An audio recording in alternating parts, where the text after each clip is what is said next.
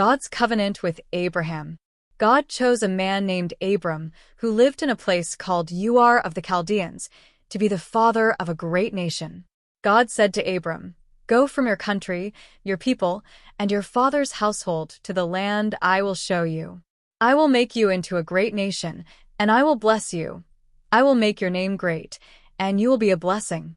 I will bless those who bless you, and whoever curses you I will curse, and all peoples on earth will be blessed through you." So Abram went, as the Lord had told him, and he took his wife Sarai and his nephew Lot with him. Genesis 12 verses 1-4.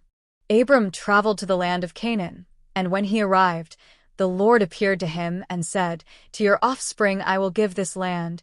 So Abram built an altar there to the Lord, who had appeared to him. Genesis 12 verse 7.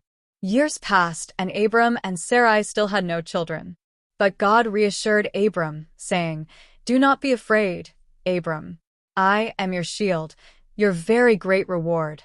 Abram replied, "Sovereign Lord, what can you give me since I remain childless?"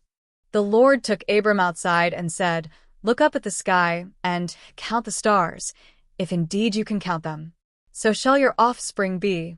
Abram believed the Lord, and he credited it to him as righteousness. Genesis 15 verses 1-6. When Abram was 99 years old, the Lord appeared to him and said, "I am God Almighty.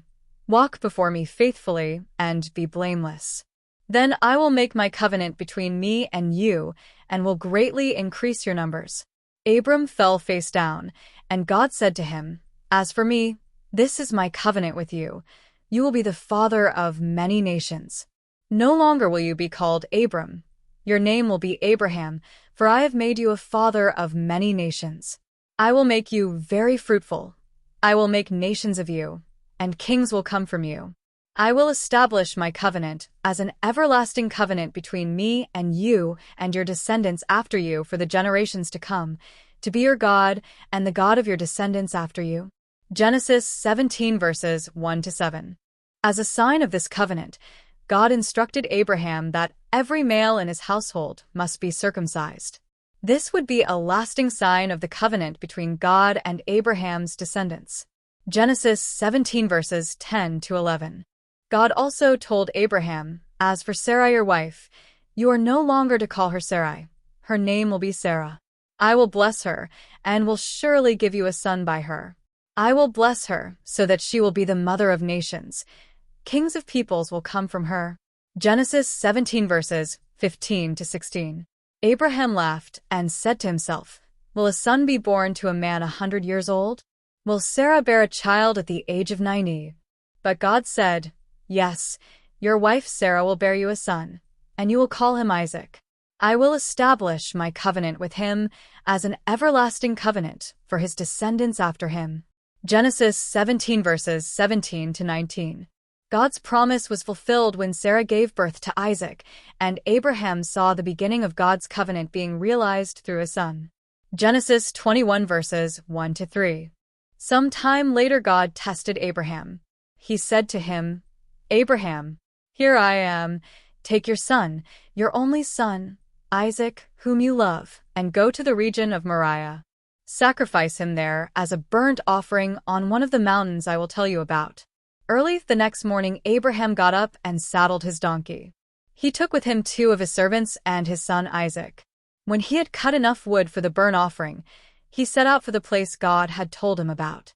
On the 3rd day Abraham looked up and saw the place in the distance.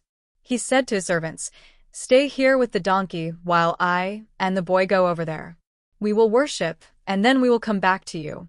Abraham took the wood for the burnt offering and placed it on his son Isaac, and he himself carried the fire and the knife. As the 2 of them went on together, Isaac spoke up and said to his father Abraham, "Father?"